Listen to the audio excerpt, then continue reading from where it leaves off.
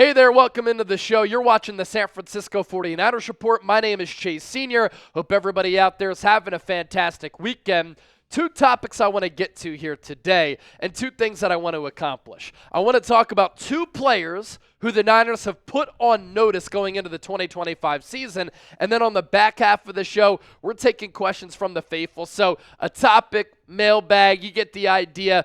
We'll take your questions and we'll chop it up with all of our loyal viewers, subscribers, and real ones. Before we do all of that, let's run it up. Let's continue to grow the Niner empire under the Chat Sports umbrella right here on the San Francisco 49ers Report. As you can see with these numbers to my right, we're 214 people away from 159,000 subscribers. I think that we can get there with this show, so lock us in, do the right thing, and subscribe today.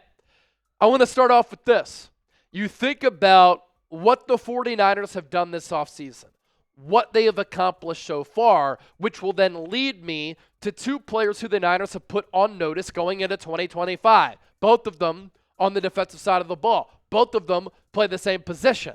What San Francisco's done, they've let high-priced free agents go. They've eaten a lot of dead money. They have signed cheap free agents. They've loaded up on draft picks the next two drafts, and they've maintained a lot of cap room for this year and next year. Included within all of that, the Niners have completely reset along the defensive line, and it looks as though in the draft they plan on completely remaking that unit. Malik Collins, see ya. Leonard Floyd, goodbye.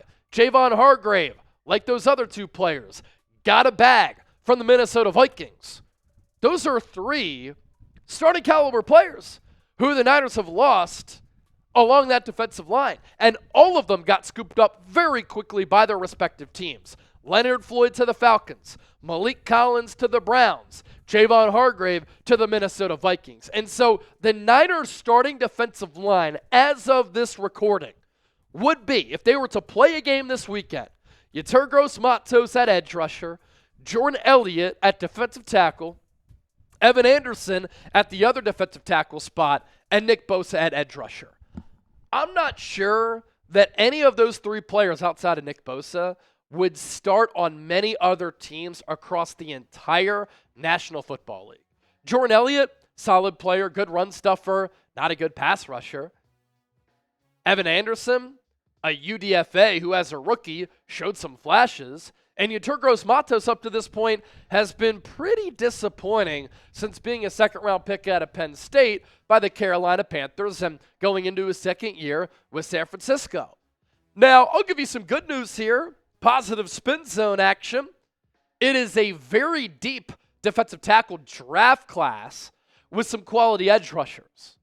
And you can get a really quality edge rusher round 1, round 2. You can get some really good defensive tackles rounds 1 through 4 in this draft class. So if you load up at those positions, you can really remake that unit, as I alluded to a little bit earlier. But with the Niners' move so far in letting players go, and the Niners' lack of moves of bringing defensive linemen in, two players have been put on notice by Kyle Shanahan and John Lynch. The first one is Yetur Gross-Matos.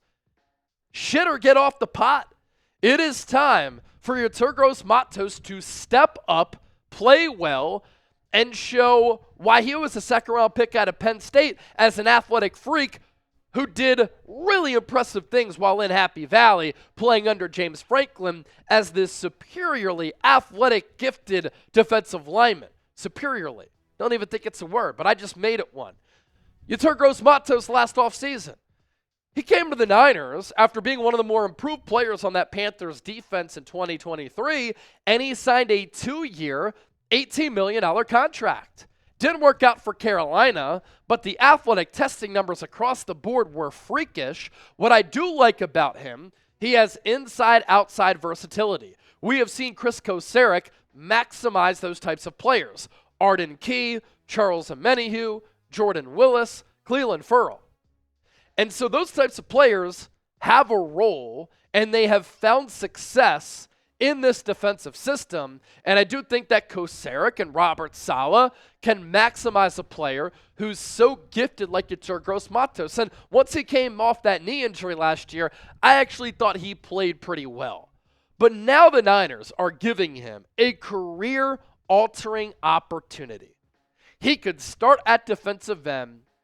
He could see a lot of action. And if he produces, given the importance of that position, he has an opportunity to cash in, and the Niners badly need him to develop and be a contributor for this team in 2025. Them holding on to him when he could have been a post-June 1 cut and letting go of Leonard Floyd, Malik Collins, and Javon Hargrave is very telling. And then naturally, the other player who the Niners have put on notice is Nick Bosa. Jed York is not happy with how these contract negotiations have gone of late.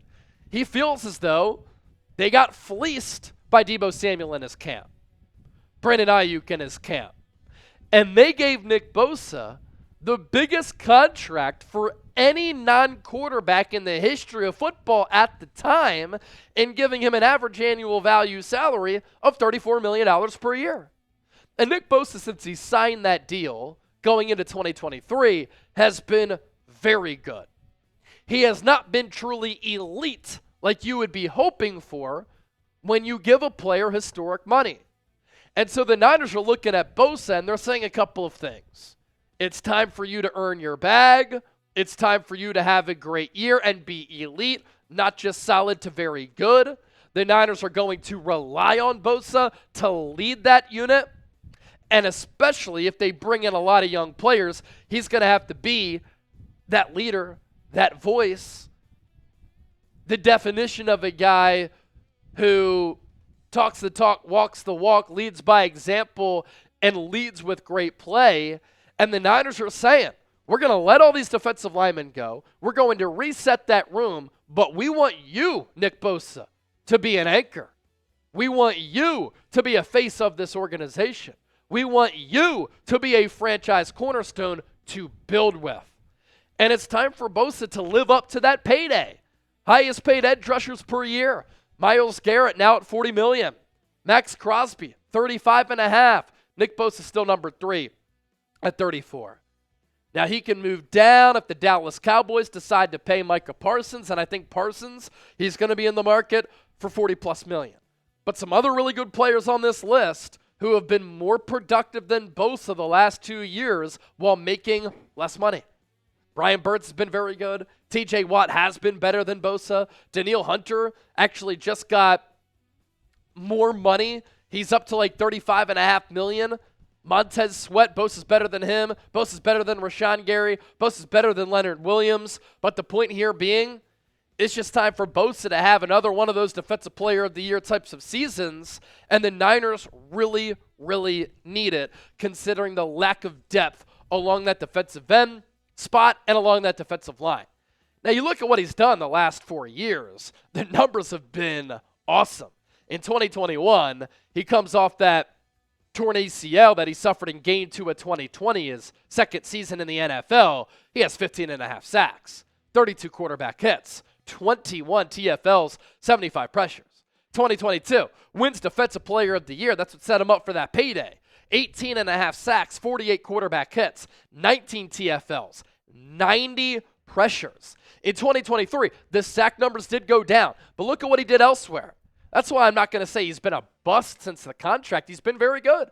35 quarterback hits, 16 TFLs. He actually had more pressures in 2023 than he had when he won Defensive Player of the Year. 95 as compared to 90. And in 2024, he would have had another double-digit sack season if he stayed healthy. He only played 14 games. He missed 3, had 9 sacks, 24 quarterback hits, 15 TFLs, and 69 pressures. At times, he took over games. He has to do it more consistently, and that's why I think that Kyle Shanahan and John Lynch, with their roster moves, what they've done, the decisions that they've made, they've also put Nick Bosa on notice here. So fill in the blank. Nick Bosa has been what since signing that contract extension? I want to see what you all come up with. San Francisco shirts are available. Get them today to support the show, support your Niners, and wear something that is going to be a conversation starter. Somebody sees you out with that, they're like, 49ers report? San Francisco, let's go. Head to chatsports.com/SF. Get your shirts today, available in Niner red as well as black. We have sent these all across the world. Chatsports.com/SF. All right, we're going to start to take your questions here on the San Francisco 49ers report. Always enjoy seeing what you all have to say, what you have to ask me. So let's do a mailbag here. Chris Teal starts us off. Chase, the 49ers got tight end Luke Farrell. He's a great blocking tight end, yet 0 career touchdowns. Would you draft another tight end, knowing last season the Niners sucked in the red zone? It's a good point. I've been saying over the last couple of drafts, I would love for San Francisco to take a talented tight end. Cam Latu, bust. Braden Willis, not that good. This tight end class is a very deep one. And you can find some really talented players on day 3. And I hope the Niners do that to bring in a young tight end who you can develop. Now, they might think they have that guy in Mason Pline, who was on the practice squad last year, a UDFA. He has that basketball background. Really good athlete, but very raw. Need to see more. And whether they take a tight end or not, it depends on their evaluation of Mason Pline. But I'd like to see more 2 tight end sets. Luke Farrell, not much of a pass catcher as compared to being a blocker. And the Niners did suck in the red zone. A lot of reasons for that. Thought the play calling was bad. Play designs were not good. Offensive line play, they got pushed around. They missed the versatility of Christian McCaffrey. They didn't run it well. Brock Purdy didn't play as well. There were a lot of injuries to skill position players. All of those factors behind the red zone struggles, and that's an area where the Niners just need to drastically improve. Next question here. Not sure how to say the name, but I know you watch the show a lot, so I appreciate you. Cam Scadaboo, Kyle Juszczyk, would they be interchangeable? Now, when the Niners moved off of Kyle Juszczyk originally, before they brought him back, I'm thinking, okay, Luke Farrell, he can block. He can fulfill that tight end role. A lot of other teams across the NFL use tight ends in that H-back, fullback role. I'm thinking Luke Farrell can do that, and then that could open up an opportunity for the Niners to draft Cam Scadaboo. I think that he can handle a lot of those types of issues that you had last year and solve them. I think that he can be that fullback, running back, catch passes out of the backfield, be a good pass protector. He's so strong with that lower half. His contact balance is unbelievable, but then they brought Kyle Juszczyk back. But then they also traded away Jordan Mason after they brought Juszczyk back. So I think Scadaboo is an option. I do think that him and Juice could be interchangeable. I think that you could have them both on the field at the same time, and that's a lot of muscle in that backfield for San Francisco. I'd love to see it. John Wallace, for the questions, Chet. I'm asking, do you believe that Robert Saleh has been given the power to choose our defensive picks? Maybe not full-on autonomy, but he's going to have a lot to say. That was a lot of the chatter after the Niners signed him.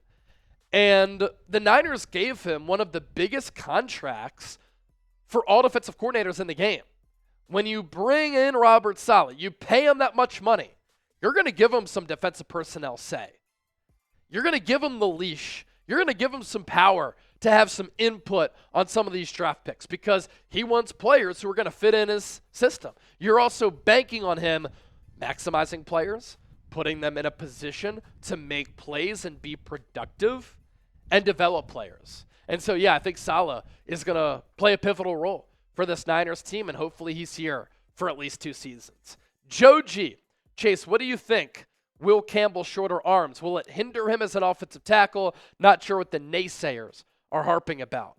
Yeah, look, his arms are a little bit short, and there are always concerns about the lack of arm length for offensive tackle prospects.